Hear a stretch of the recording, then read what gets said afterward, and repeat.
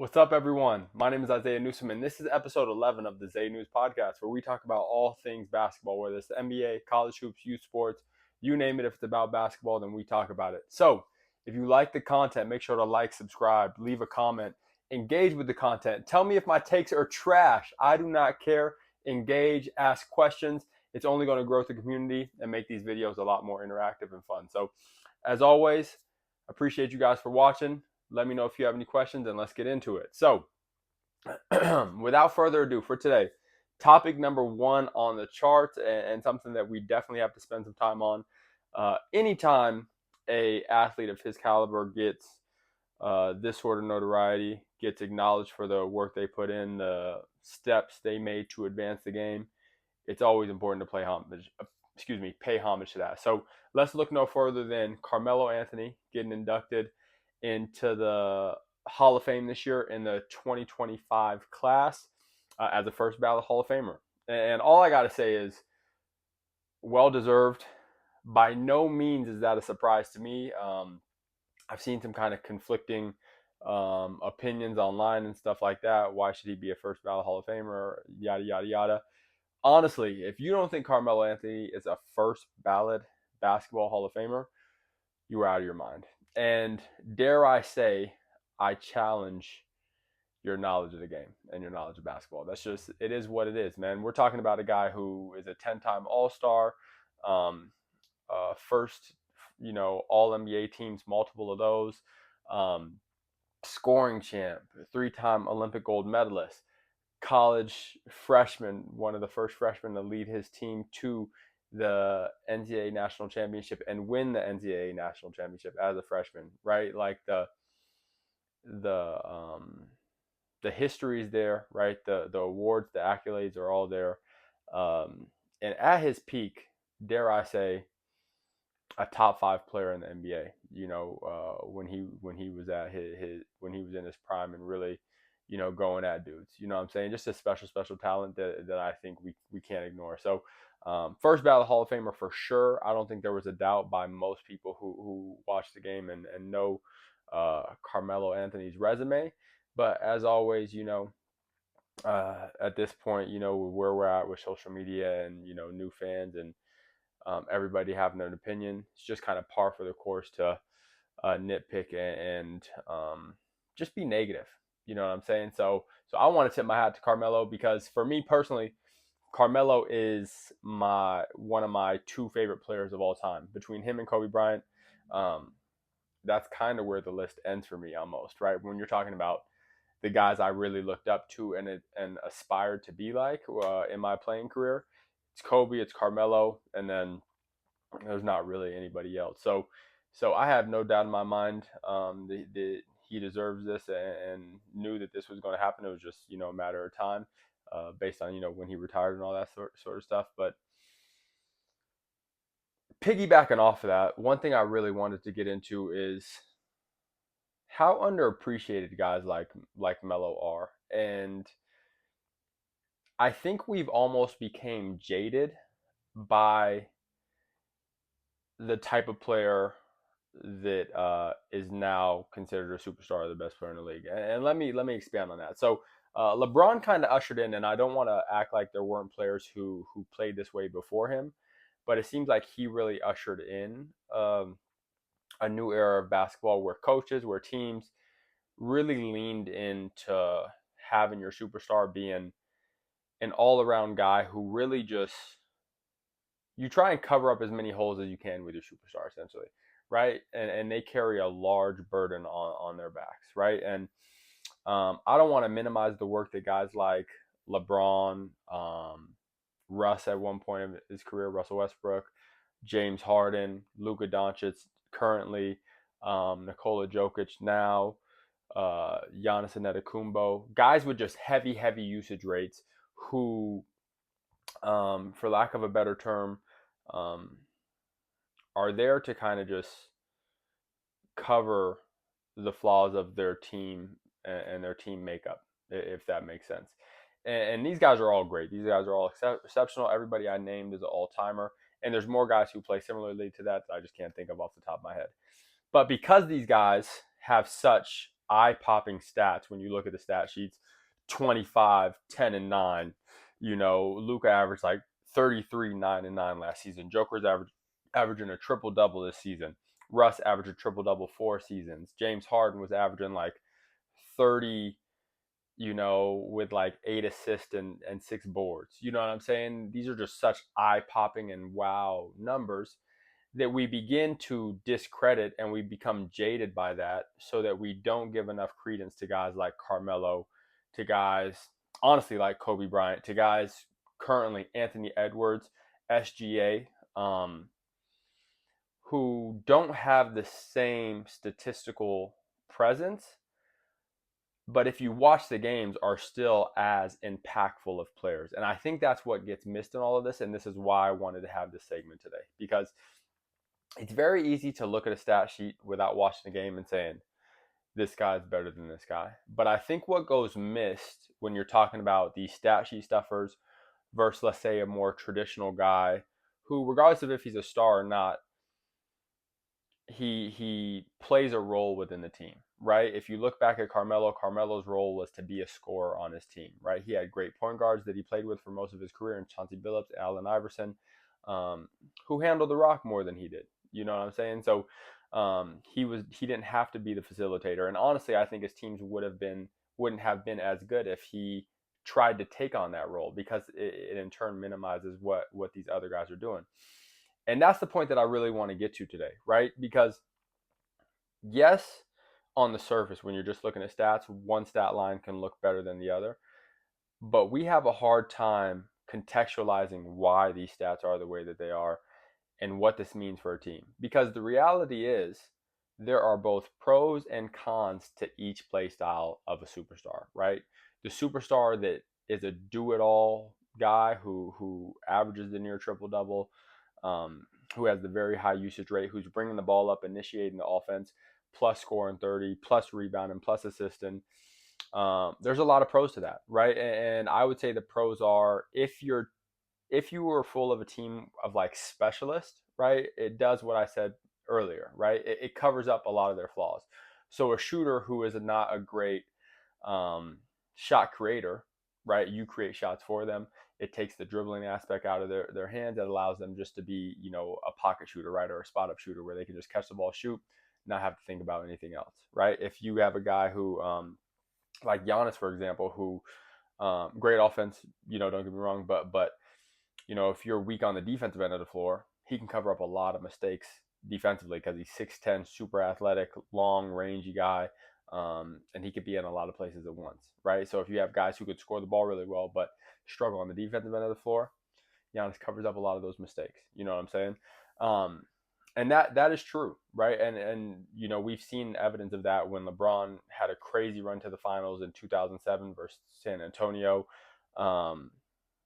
James Harden almost beating the Warriors in 2019, taking them to 7 games. You know what I'm saying? So we've seen evidence that, you can maximize a certain level of player with that do-it-all play style, and go pretty far. But on the flip side of that, we've also seen just as many instances where that play style can be very limiting to other kinds of players, if that makes sense. You know what I'm saying? So when I look at, LeBron again, and the production he got out of guys like Kevin Love, guys like Chris Bosh, who were a different caliber of player than what I talked about prior, right? They're not the specialist who can only do one thing. They can do a lot of things well, but because, a guy like LeBron plays in a specific way, it makes it tough for them to maximize their talents as well, right? And you could say the same about James Harden when, he was playing with Dwight Howard, or even Chris Paul for an extent, or Russell Westbrook rather, when they had their year together. And the same can be said for Russell Westbrook and other guys. You know what I'm saying? So there's pros and cons to this. And to me, right, just as kind of an overarching theme, what I've noticed is for the do-it-all guys, the guys who are jack of all trades, if you will, who are stat sheet stuffers, they are great at lifting up lower caliber players. You know what I'm saying? Guys who are specialists, guys who don't have much range in their ability. but they also are more limiting to guys who are more talented. You know what I'm saying? And I could point to multiple different scenarios where this is true, but that just tends to be the trade-off. And that's important to understand. I'm not saying one's better than the other. I'm just saying there are trade-offs to both styles of play. And now when we shift over to the more traditional style of play, um, Carmelo Anthony's, the Anthony Edwards, the Kobe Bryant's, the guys who play a role within their team's offense and aren't the team's offense, as a lot of those other guys are. And, don't get me wrong, some of these guys have done both at different parts of their careers, but most commonly, right, this is what they are. They play their role, they play their position. You know what I'm saying? So what I've noticed is these guys have a harder time maximizing the lower level guys.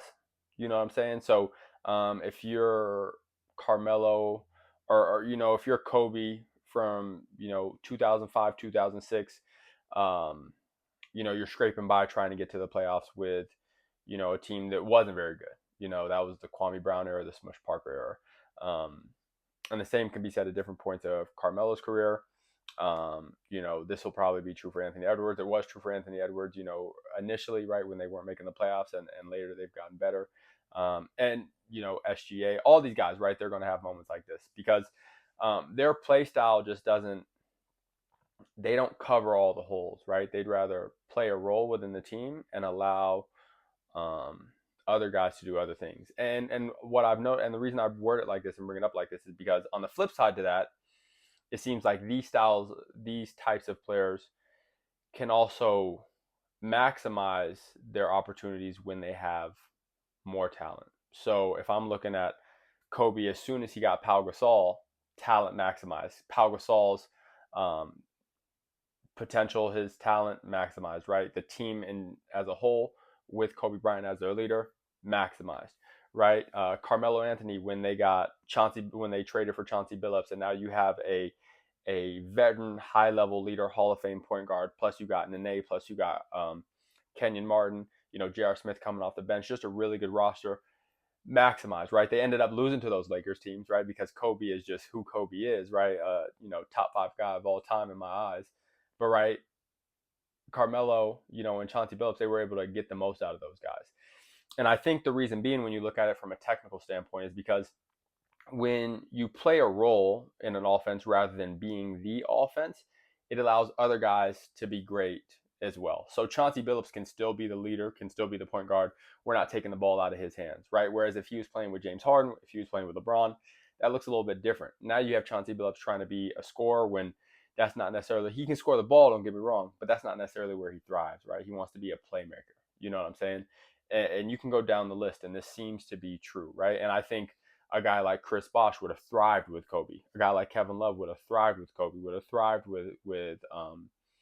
with Carmelo. Would thrive with Anthony Edwards, similar to how Karl Anthony Towns did, because they're able to be the prominent scorer, and then here's your opportunity. You know what I'm saying? So I'm going to score the ball in my spots, but you still have the opportunity now to go make plays because I'm not dictating the offense for the entirety of when I'm on the floor.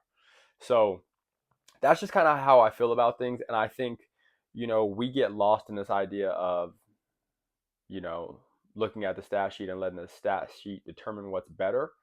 But to be honest with you, I think there's pros and cons to each approach. And I personally would say, just from what I've seen, guys who are the stat sheet stuffers, who are the do-it-all players, can raise the floor better than a more traditional style player can.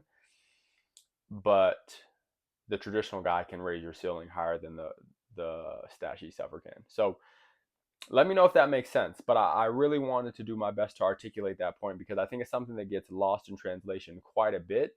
And I think it makes us lack appreciation for these guys because their stats don't look as eye-popping, right? It's not a triple-double every night. Sometimes it's 35, 4 and 6. Sometimes it's 25, 5 and 5. You know what I'm saying? It's consistent, but what that allows for is it allows for consistency in the team's production.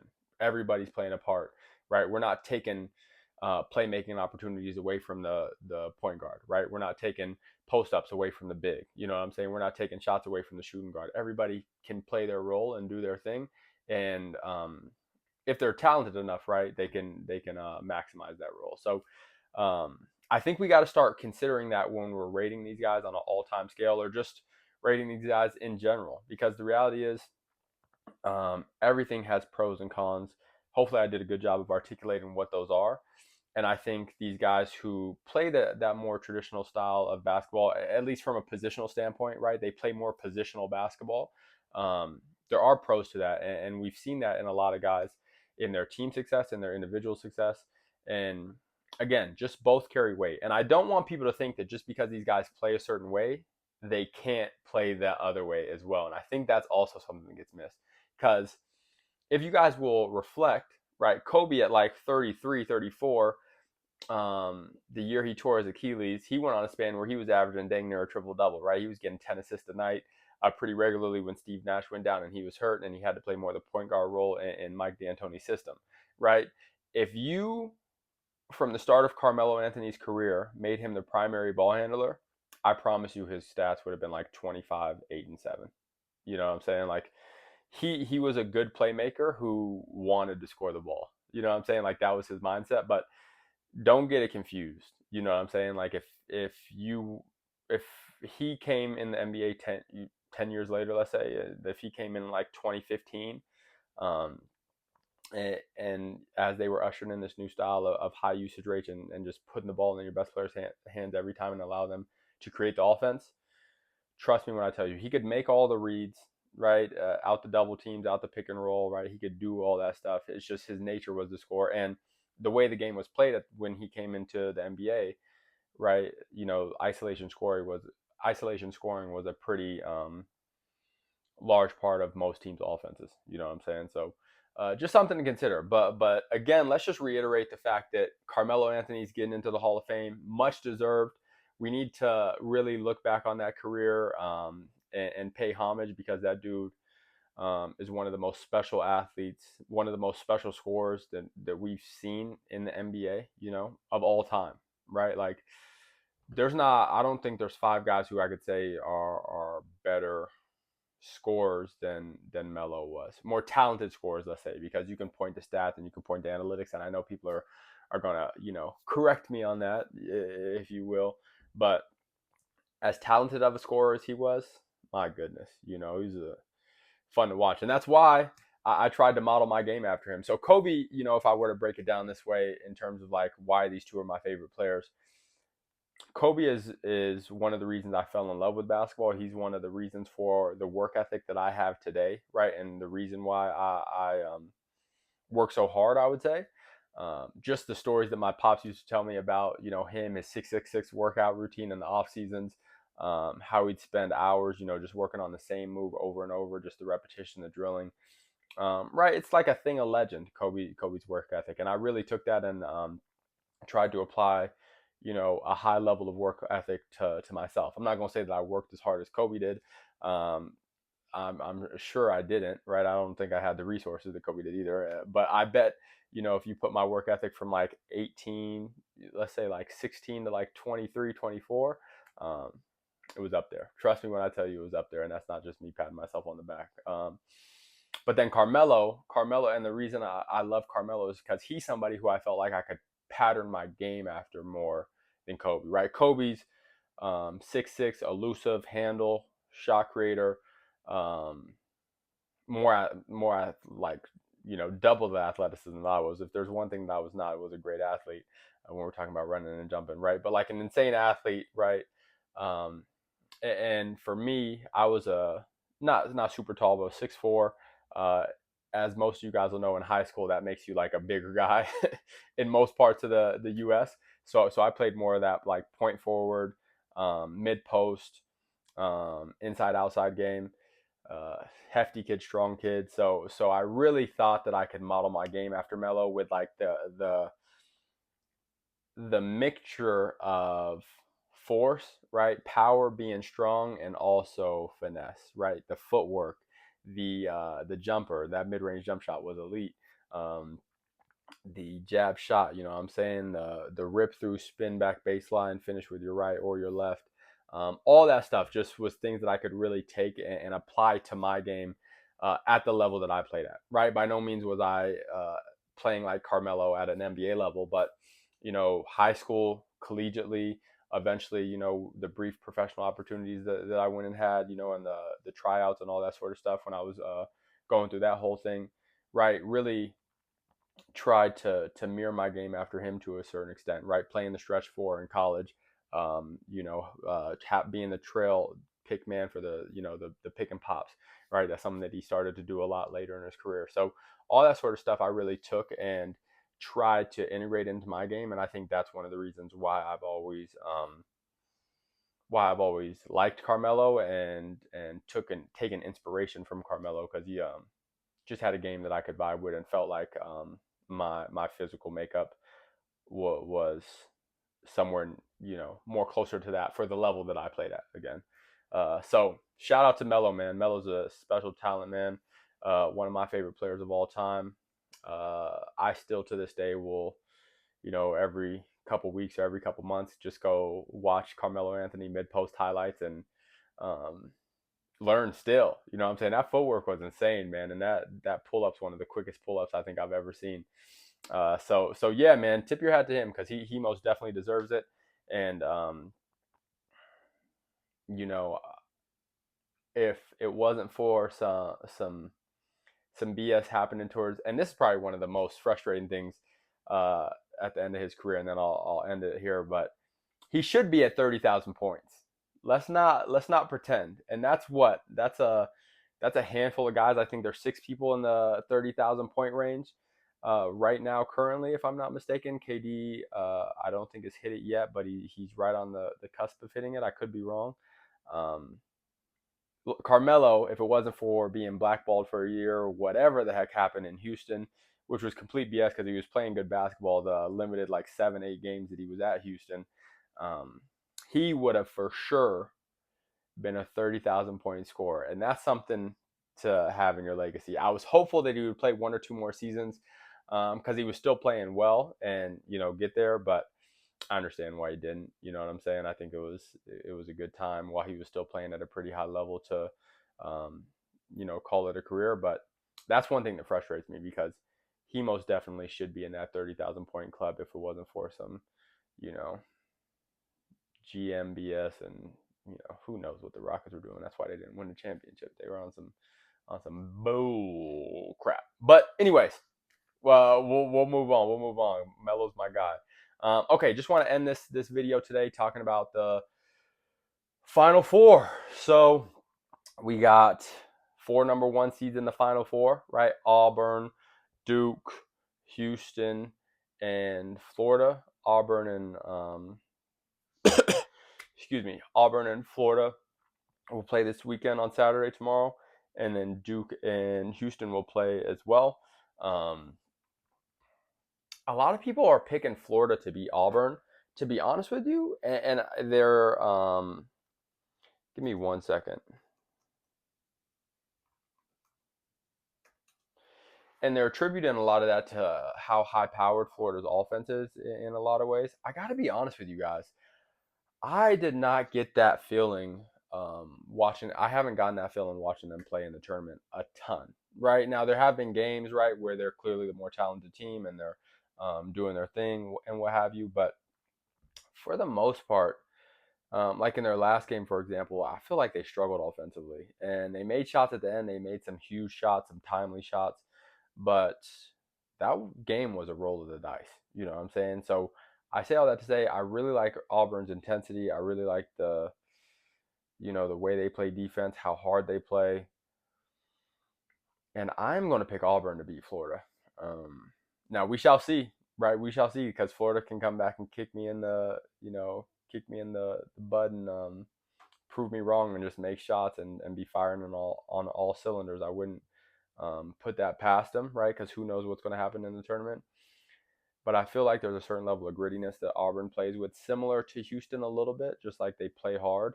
Not quite the same level as Houston. Houston gets after it, but they play hard, and they do a lot of little gritty, like offensive rebound, get after it on the glass and just compete at a high level. So If this came down to like a game where shots aren't dropping, I'd probably pick Auburn over Florida. So for that reason, I'm gonna pick Auburn to win that matchup. And then on the other side, I had Duke going to the Final Four, to the championship, excuse me, in my bracket. So I'm gonna stick with Duke beating Houston. I think Duke has more consistent offense.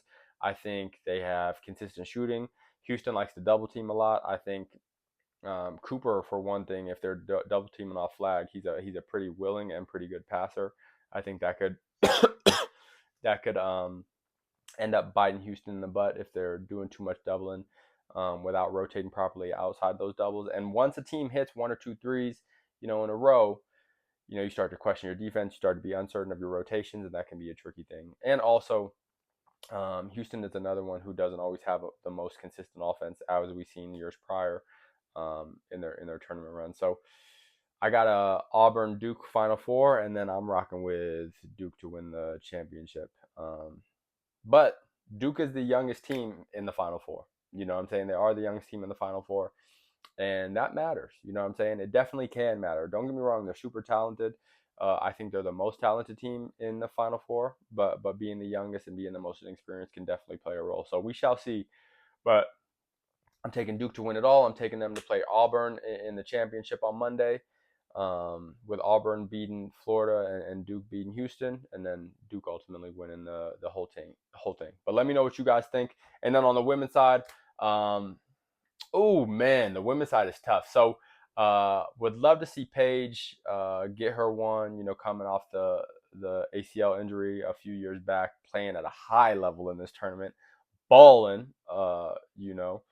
But South Carolina is just such a powerhouse. So let's rock with South Carolina versus UConn in the championship. That UConn versus UCLA game is going to be a tough one, but let's rock with UConn taking it, playing South Carolina in the championship, and then, whoo-wee, can you get past South Carolina? I don't know, but I'm gonna roll the dice a little bit here, and I'm gonna go with the feel good story and seeing Paige get that Paige Bucher get her NCAA national championship. So UConn taking that one. So again, let me know what you guys think. Excited for a weekend of basketball. Appreciate you guys sticking around to listen to the content. If you like the content, make sure you leave a like, subscribe, leave a comment. Tell me where I'm wrong. Tell me who you think's winning the Final Four on the men's and women's side.